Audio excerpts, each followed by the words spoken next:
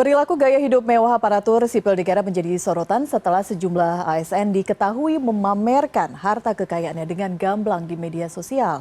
Tidak hanya nama Rafael Alun Trisambodo, mantan pejabat Ditjen Pajak. Eko Darmanto, Kepala Bea dan Cukai Yogyakarta kini disorot publik karena memamerkan foto pesawat dan motor gede di akun sosial medianya. Apakah kemudian ini bentuk pelanggaran terhadap etik untuk para ASN? Kita akan tanyakan langsung kepada Wakil Ketua Komisi Aparatur Sipil Negara, Tasdik Kinanto. Pak Tasdik, selamat malam. Selamat malam, Pak Bu Tasdik, Elvira. perilaku ASN kini disorot. Pertanyaan saya tadi seperti pengantar. Apa yang diperlihatkan para pejabat ini, anak buahnya Menteri Keuangan, Bu Sri Mulyani? Apakah ini merupakan pelanggaran secara etik? Ya, kalau melihat dari normatif, secara normatif terhadap aturan yang berlaku dan wajib ditaati oleh seluruh aparatur sipil negara di semua instansi pemerintah, memang ada keharusan untuk menunjukkan perilaku yang yang etik, ya, tidak termasuk di dalamnya adalah tidak memamerkan kemewahan, memamerkan harta kekayaan. Itu termasuk pelanggaran-pelanggaran yang sudah ditetapkan di dalam aturan tentang etika bagi ASN. Kalau itu konteksnya tadi, ya, kalau pameran kekayaan maupun harta maupun juga perilaku-perilaku yang tidak layaknya dan bertentangan dengan norma-norma hukum maupun norma-norma sosial bagaimana juga diatur, maka itu termasuk sebuah pelanggaran bagi seorang ASN.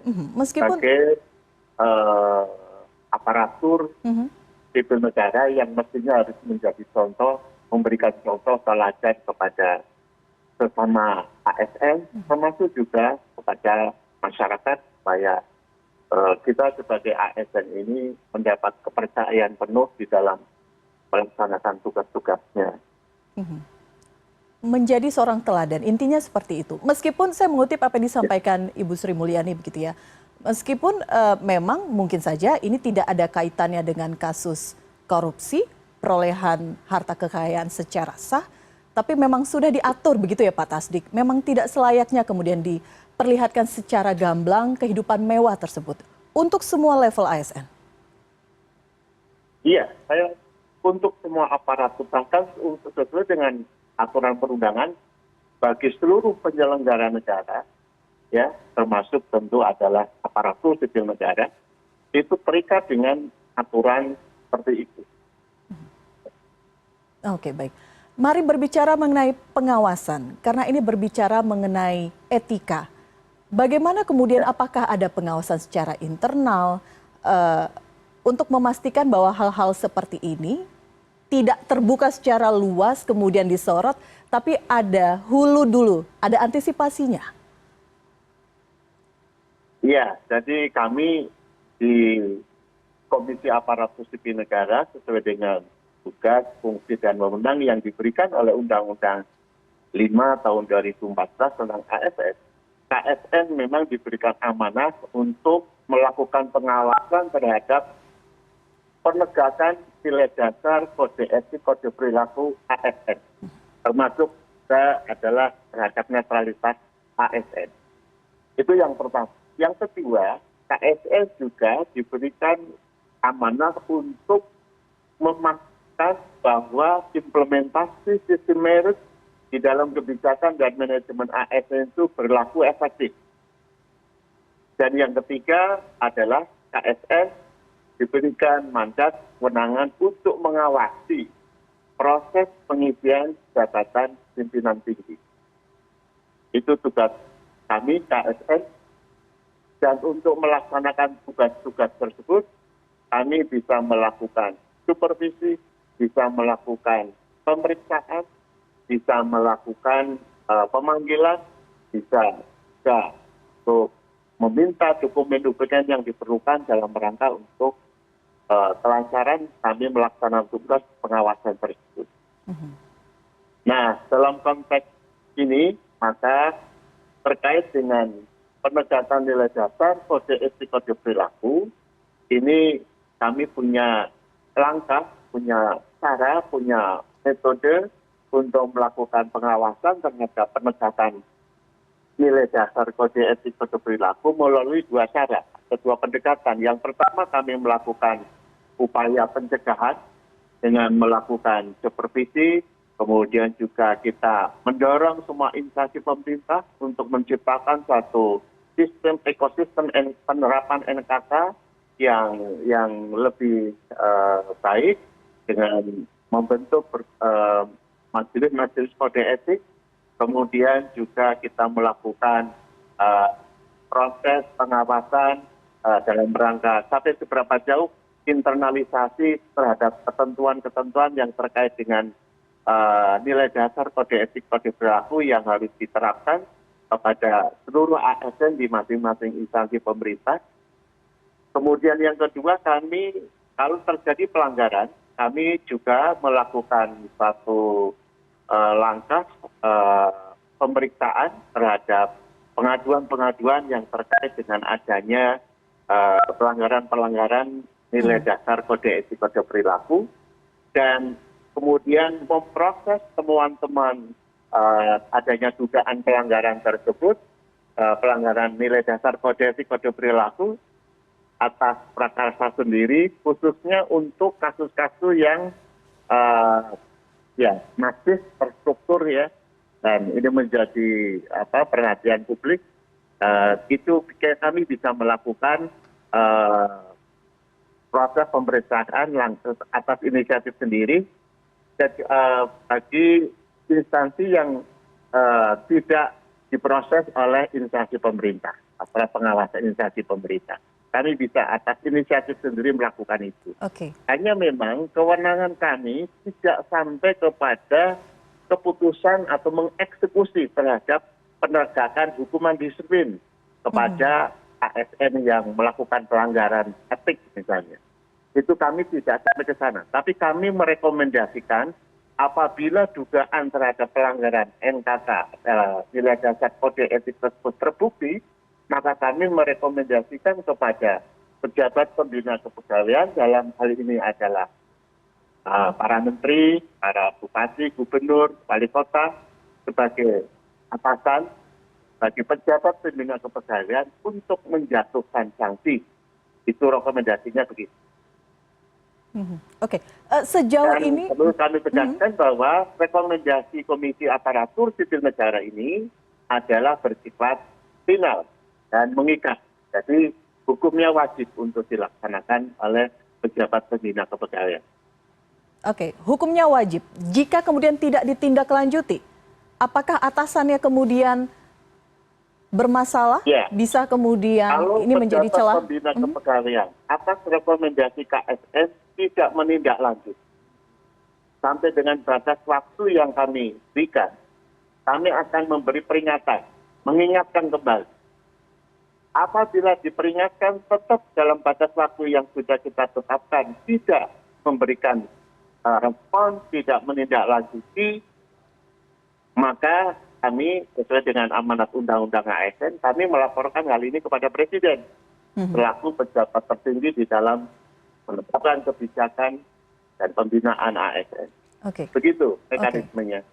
Dalam prakteknya Pak Tasdik, apakah memang banyak laporan serupa yang masuk mengenai gaya hidup mewah ASN ini? Dan kemudian direspon, ditindaklanjuti, apakah ini prakteknya di lapangan bisa berjalan? Pengaduan terkait dengan pelanggaran kode etik, kode perilaku, termasuk pelanggaran di publik, itu kebanyakan yang terkait dengan masalah pelanggaran kode etik, kode perilaku, termasuk pelanggaran sistem merit, dan juga pelanggaran yang terkait dengan netralitas ASN. Ini yang sering prosentasenya besar disampaikan, diajukan oleh masyarakat pada KSS. Terkait dengan gaya hidup mewah, itu memang relatif tidak banyak. Ya. Jadi kebanyakan adalah yang terkait dengan pelanggaran sistem merit, kemudian kode etik, kode perilaku, dan mengenai pelanggaran netralitas ASN. Ya, yang terkait dengan proses politik praktik di berbagai daerah. Itu yang persentase yang paling besar itu. Baik, apalagi menjelang tahun pemilu, kemungkinan Iya, laporan betul. netralitas Ya, akan betul. kembali meningkat. Pertanyaan saya yang terakhir, ketika kemudian kasus ini terungkap, banyak publik mempertanyakan bagaimana sebenarnya penerapan ataupun mekanisme pengawasan para pejabat ini secara etik begitu. Anda pribadi melihat ini kemudian bisa menjadi langkah awal untuk pelajaran tanda kutip bagi para ASN lainnya, atau memang ini sebenarnya sebagai kotak Pandora membuka lagi kasus-kasus yang lain yang mungkin saja masih terjadi saat ini? Iya, saya melihat bahwa ini adalah ada hikmah yang bisa kita tarik. Setidak-tidaknya dengan kasus saudara Rafael di Dijen Pajak ini, setidak-tidaknya mengingatkan kepada kita semua. Bukan semata-mata hanya terjadi di Kementerian Keuangan, tapi juga di seluruh instansi pemerintah terkait dengan kewajiban bagi seluruh ASN di lingkungannya untuk melaporkan harta kekayaan yang dimiliki, yang harus dilaporkan setiap tahun kepada pejabat yang berwenang. Nah, bagi instansi pemerintah yang bersangkutan, mulai dari aparat pengawasan internal, kemudian juga KPK, kemudian juga PPATK yang terkait dengan hal ini perlu ada langkah-langkah koordinasi yang intensif. Ya. Yang kedua juga secara internal, pimpinan-pimpinan instansi harus secara sungguh-sungguh punya komitmen yang tinggi untuk memastikan bahwa setiap pegawai telah melaksanakan kewajibannya. Ya, salah satu kewajibannya yaitu melaporkan kekayaannya masing-masing secara benar, ya, secara benar dan tepat waktunya.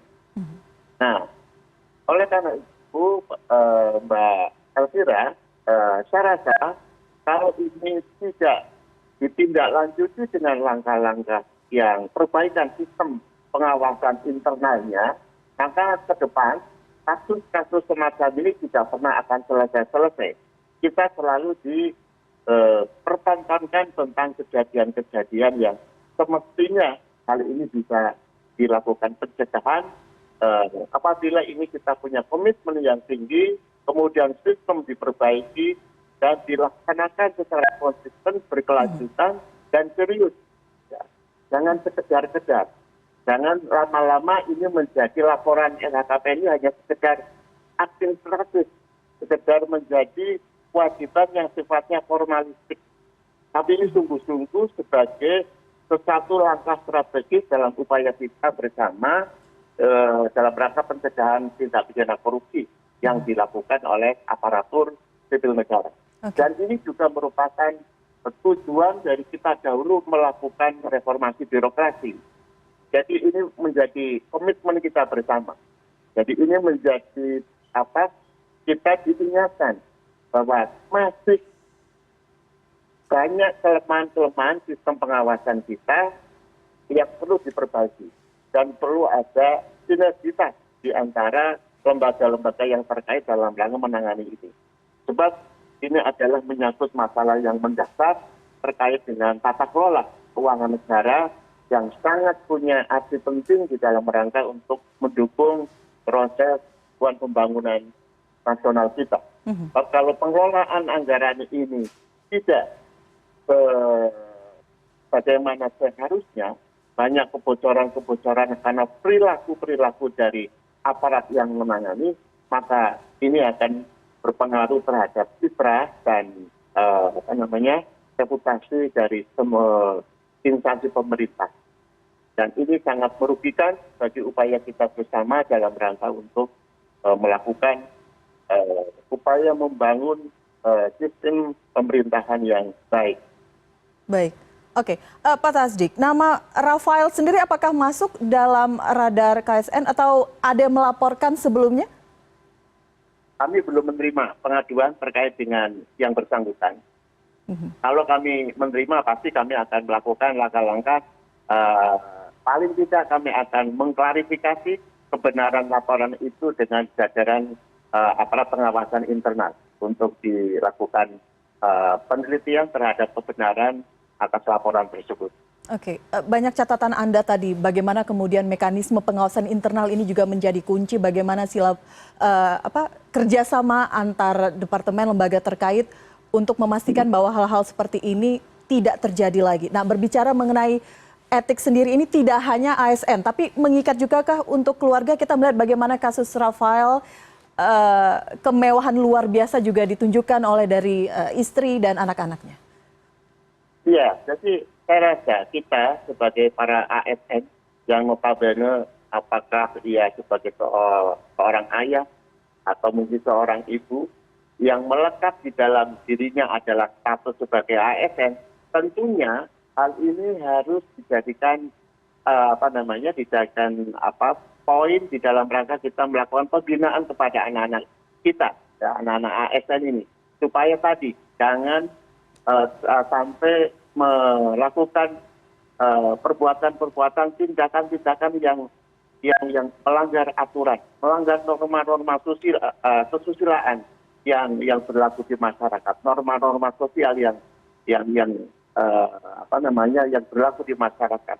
Hindari hal itu. Ini menyangkut masalah pembinaan dan pendidikan orang tua kepada khususnya pada ASN supaya tadi anak-anaknya itu jangan sampai mempertontonkan sikap perilaku pada masyarakat dengan gaya-gaya hidup mewah, apalagi bersikap melakukan perbuatan yang sangat arogan, yang menyakitkan, yang menimbulkan penderitaan bagi orang lain.